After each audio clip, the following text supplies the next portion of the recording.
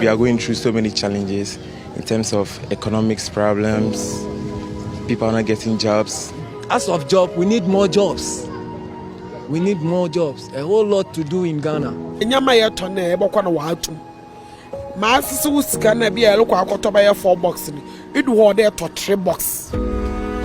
very hard. Very hard. Yeah, very hard. Because on in power. Businesses are collapsing, and the unfortunate thing is even our light bills are not even going down. This thing has been happening for 3 years now. We get light in the day for only 2 days. Only 2 days. So out of the 5 days, it means you can work for only 2 days. And this is very bad.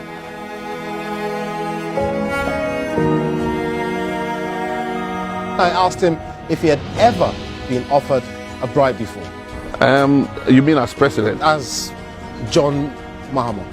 As a human being? As a person. What are you going to do about this astonishing rate of inflation? You're hitting 15%. People are suffering in very tangible ways. We've seen scenes in Accra that we don't usually associate with Ghana at all. It is time for them to fix the problem. If they can't fix the problem, then they must give way to another government who to take over and run the affairs of our country. The only way we can guarantee the future of Ghana is to remove John Dramani Mahama from power and bring in the NPP to rebuild our country. With the background of hopelessness and dejection that had enveloped the entire country, we fashioned a manifesto to change the situation. And so that's how our manifesto was titled Change, an Agenda for Jobs. That I will preserve, protect, and defend the Constitution of the Republic of Ghana. So help me God. For many Ghanaians, this victory in 2016 came with a renewed hope. The New Patriotic Party had also won majority in Parliament. It will not be easy. We have no illusions whatsoever. It will require sacrifice, but it can be done.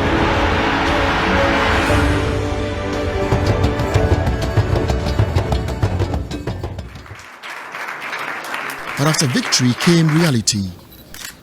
And with a record time, the new president formed and announced key members of his government.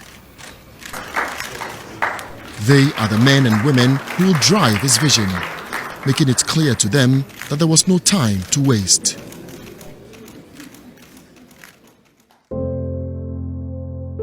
Simply about that, about getting development, if you like, to the grassroots. The task ahead was enormous.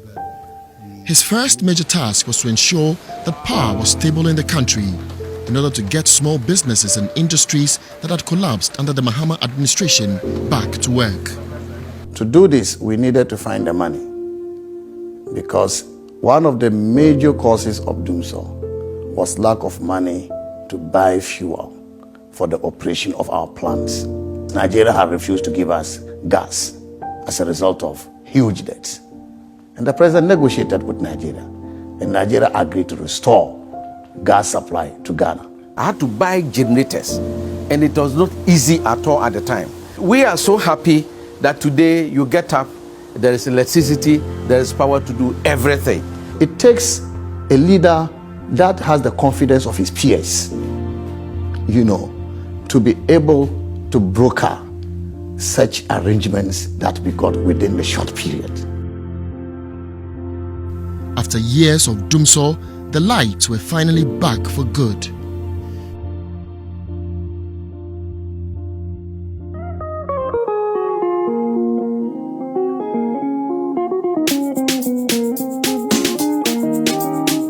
Agriculture has been the bedrock of Ghana's economy since time immemorial.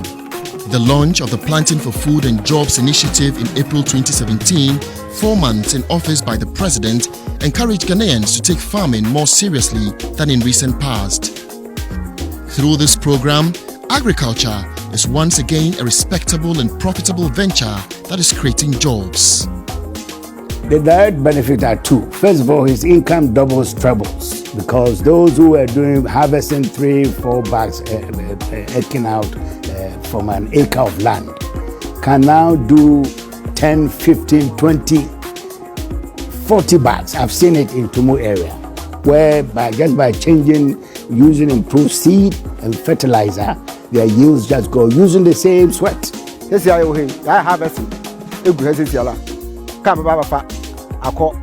factory.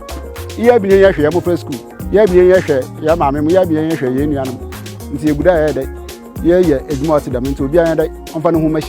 You have to go up to the rural areas to see the kind of prosperity this engagement is bringing to them. It's making them very, very comfortable. The poverty is being tackled head on.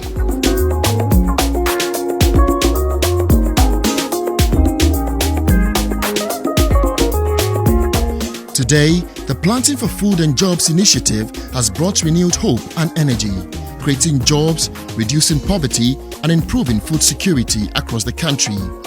It's been after many years of neglect by the erstwhile Bahama-led administration. I think today you see leadership that is responsive to the challenges of the Ghanaian people. Leadership that is also very committed to improving the quality of life of every Ghanaian, not just a few people.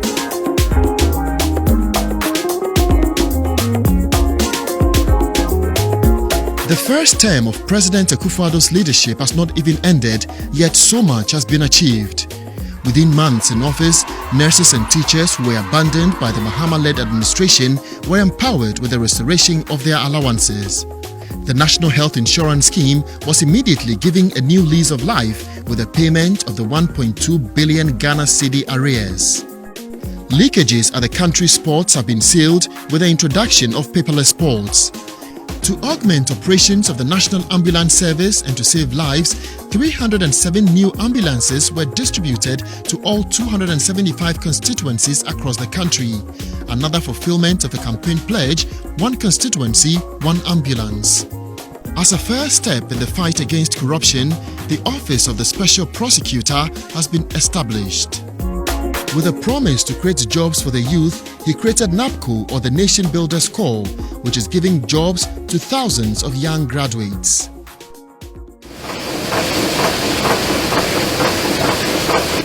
Industrialization was another major aspect of the president's grand plan to transform Ghana. The One District, One Factory policy was born out of the need to diversify the economy and create jobs for the Ghanaian people. So far, 232 companies and projects have been established and are at various stages of implementation. They are spread throughout the country in different districts, in different regions, from the north to the south, from the east to the west.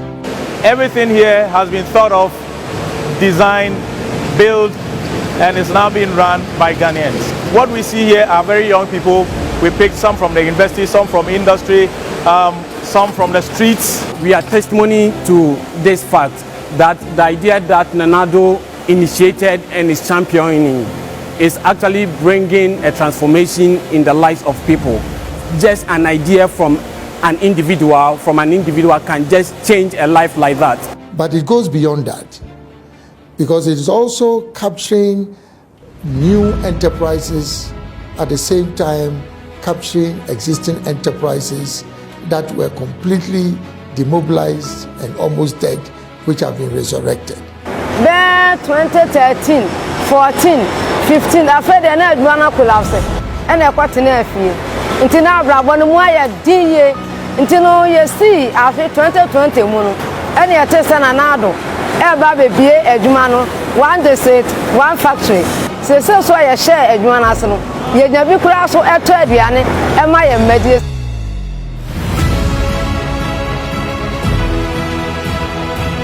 The One District, One Factory initiative is an economic landmark, empowering the private sector to grow. Several factories are up and running since its launch in August 2018.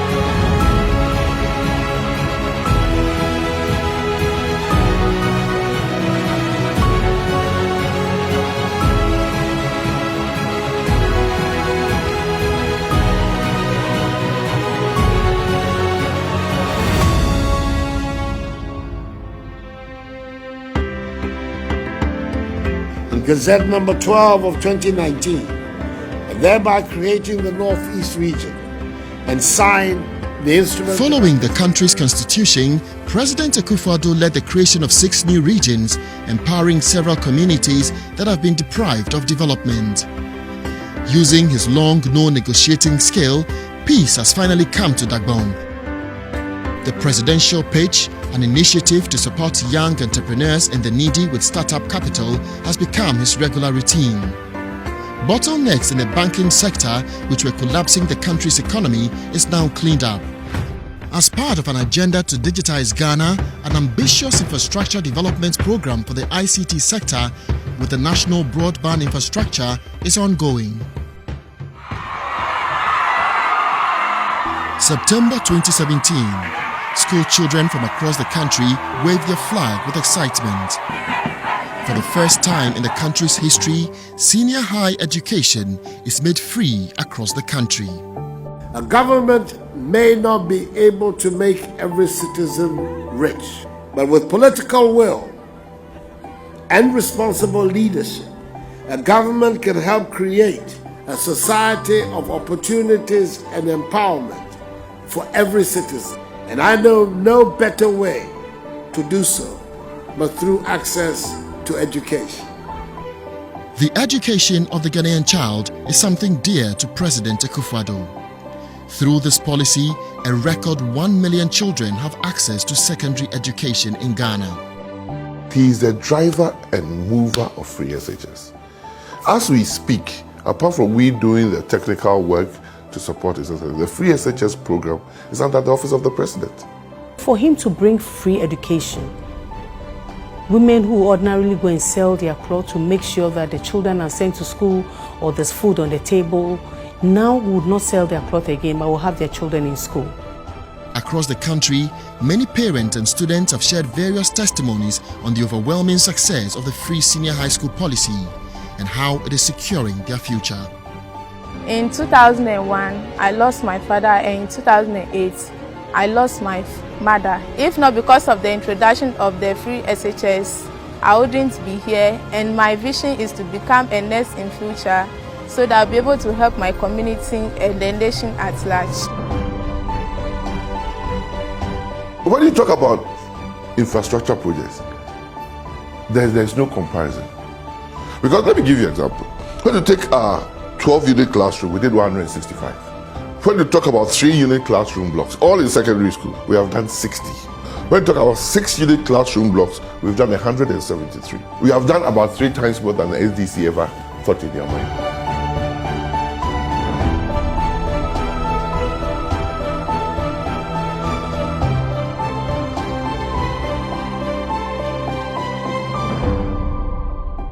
By 2016, most of the country's road networks were in terrible condition. Everywhere the new president went, the plea of the people was for him to rescue the sector. I'm happy I came here today to see this for myself. I think, Mr. Engineer, there's a lot more work that needs to be done for us to be able to find a satisfactory way out for the future. Without much delay, the president personally embarked on a mission to radically change the face of Ghana's road network.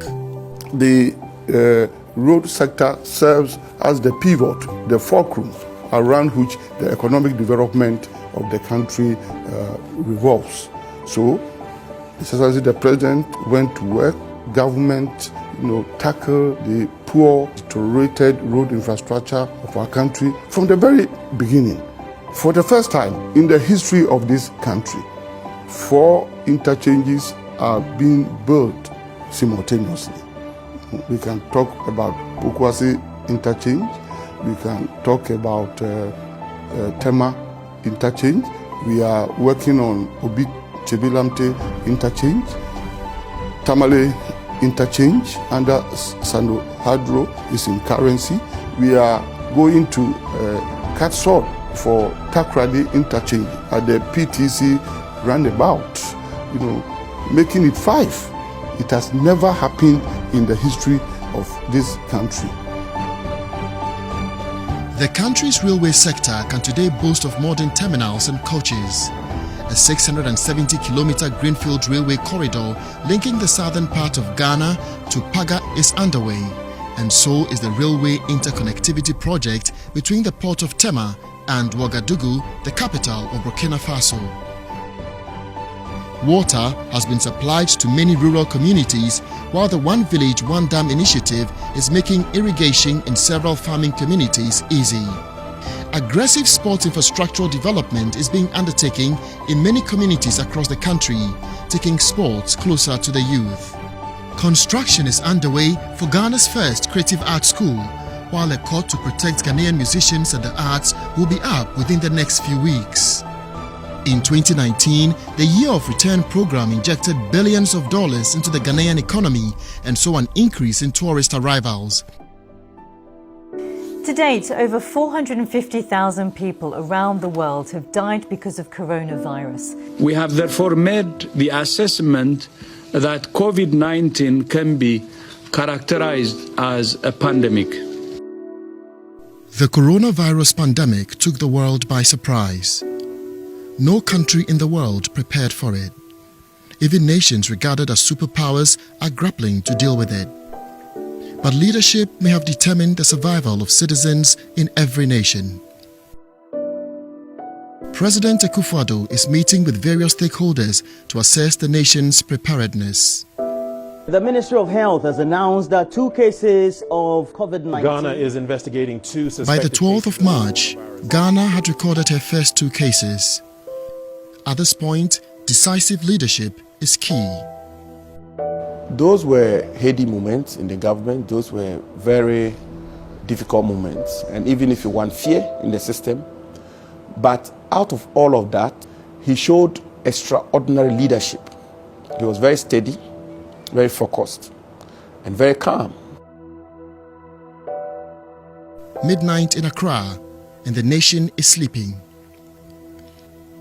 President Akufo-Addo is meeting with his top COVID-19 medical advisors and the Vice President. They are assessing the possibility of a reasonable lockdown. But the President was firm that a total lockdown cannot be considered. His major concern was the informal sector and the vulnerable in society. Fellow Ghanaians, good evening. I've come to your homes once again. With truth and openness to the people, the President made his address to the nation a frequent routine. These are not ordinary times. So let us all put our shoulders to the wheel. And I'm confident that together, by the grace of God, we shall overcome this challenge. It is said that tough leaders are made for tough times.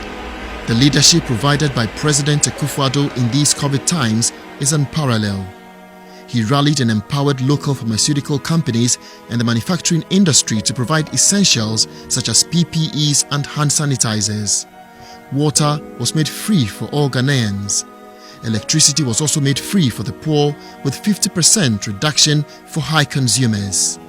Hot meals were provided for the needy and vulnerable in society. We know what to do to bring back our economy back to life. What we do not know is how to bring people back to life. He wanted to see what the people were being fed with, how we feed them, the number of people that congregate that we say they are not observing the social distancing. And this was something that I didn't think the president would take keen interest in. Knowing that the most affected by the COVID are small businesses, the president launched the 1 billion Ghana Cedi business support scheme.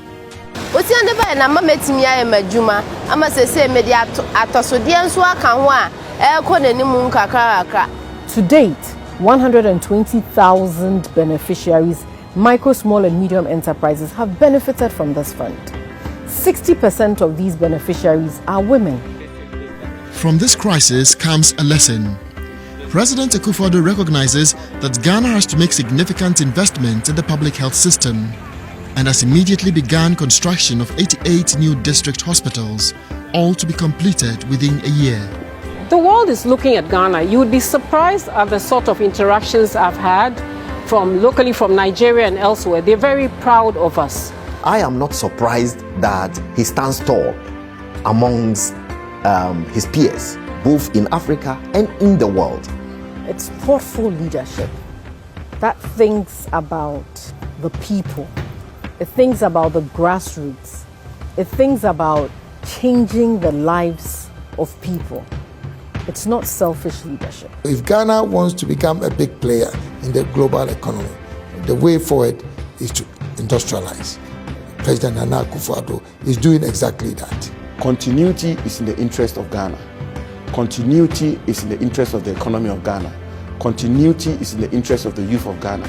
Because with continuity, we can consolidate the gains and protect the gains that we've made and ensure that we unleash the full potential of the Ghanaian people and the Ghanaian youth. 4 years of change has been, in my view, so far so good. But it is not yet Uhuru, as they say. We haven't gotten there yet. But it is important that we protect the gains that we have made in 4 years. Under the leadership of President Nana Addo Dankwa Akufo-Addo and the NPP, the bar of leadership in Ghana has been raised. The foundation plans for Ghana's transformation is being laid.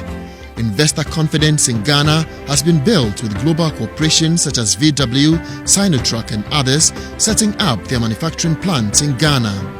For the first time since the formation of the African Union, Ghana is headquarters of a major body, the African Continental Free Trade Area.